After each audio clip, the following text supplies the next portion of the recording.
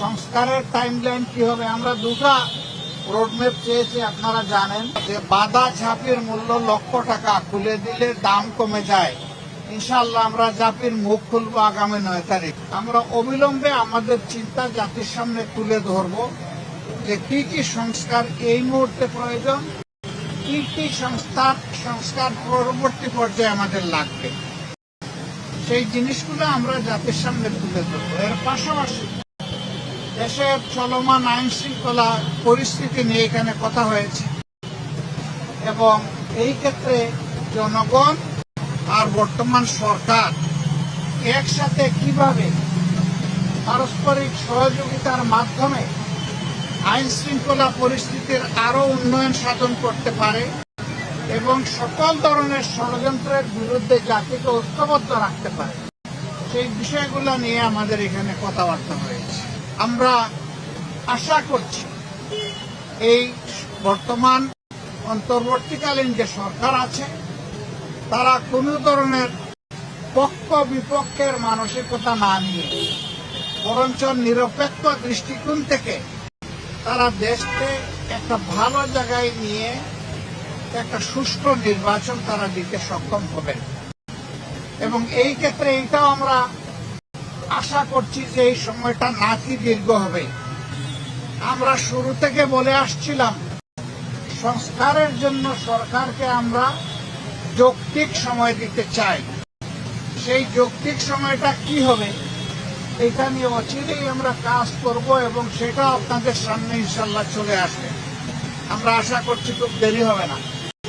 আমরা এইভাবে সামনের দিকে আগাতে চাই। আপনাদের মাধ্যমে আমাদের অনুরোধ জাতির এই প্রত্যাশাকে ফুটিয়ে তোলার জন্য এবং আগামী দিনে একটি বৈষম্যহীন বাংলাদেশ গঠন করার জন্য যেখানে ইনসাফ ভিত্তিক সমাজ প্রতিষ্ঠিত হবে এবং কারো উপর কোন ধরনের জুলুম দল কিংবা ধর্মের কারণে হবে না, এমন একটা দেশ ঐক্যবদ্ধ জাতি গঠনে আপনারাও আমাদেরকে এই কাজে সহযোগিতা করবেন, দেশবাসীকে সহযোগিতা করবেন। বাদা ঝাঁপির মূল্য লক্ষ টাকা, খুলে দিলে দাম কমে যায়। ইনশাআল্লাহ আমরা ঝাঁপির মুখ খুলবো আগামী 9 তারিখ। সেই পর্যন্ত আমরা ধৈর্য ধরে অপেক্ষা করি। এই অপেক্ষা করার জন্য আপনাদেরকে অগ্রিম ধন্যবাদ। সংস্কারের টাইমলাইন কি হবে? আমরা দুটা রোডম্যাপ চেয়েছি। আপনারা জানেন, আপনাদের মাধ্যমেই চেয়েছি, দেশবাসীর কাছে জানিয়েছি, আমরা সরকারকেও জানিয়েছি। একটা রোডম্যাপ হবে সংস্কারের, আর একটা রোডম্যাপ হবে নির্বাচনের। সংস্কারটা সফল হলেই নির্বাচনটা সফল হবে। এই জন্য দুটি বিষয়ের উপরে আমরা গুরুত্ব দিয়েছি এবং তাদের সাথে আমাদের আরো ডায়ালগ হবে। আর খুব অচিরেই এই বিষয়টা তারাও প্রকাশ করবেন, আমরাও প্রকাশ করব। না, আমরা কারো বক্তব্য এবং বিবৃতি নিয়ে স্পেসিফিক কোনো আলোচনা করি নাই এবং এটা আমরা আলোচনার সাবজেক্ট বানাতেও চাই না। আমরা শুধু সরকারকে এতটুকু বলেছি যে জনগণের বিশাল প্রত্যাশা আপনাদের কাছে, এই প্রত্যাশার সময়টা টেনে আমরা লম্বা করব না।